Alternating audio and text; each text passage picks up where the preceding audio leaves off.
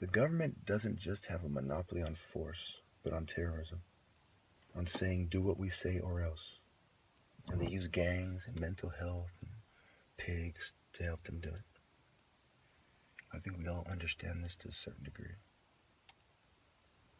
There are degrees of jealousy, and I've gone over this before.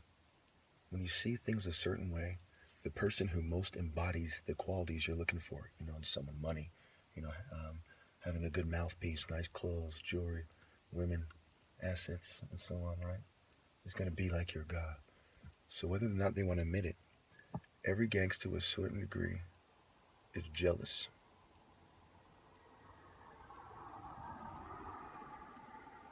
And the sheriff just drove by. You see that? Right when I'm talking about a monopoly on force.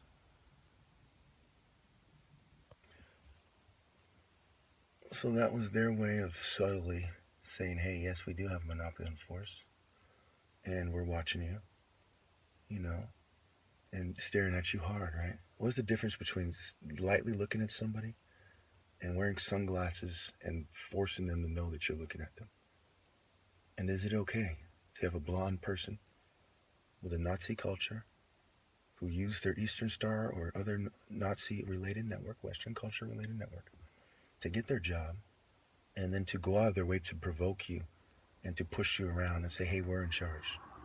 What is the psychological effect on the average black man who could crush the average white person in moments, for them to treat them that way? Okay, why do you think black people are violent? A bunch of white psychologists know they're pussies, and they know when a pussy fucking pesters you, it makes you want to, it's like a fly, right? White people are pale flies in this metaphor, and I'm part white, I'm not racist, And that's why they cross the street. They don't cross the street because they don't understand our culture. Are you kidding? They know we could beat the shit out of them and their wife at the same fucking time, dude. Read a book.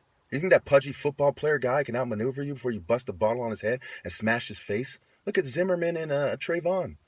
Zimmerman is your average white guy. Trayvon is your average black kid. Read a book!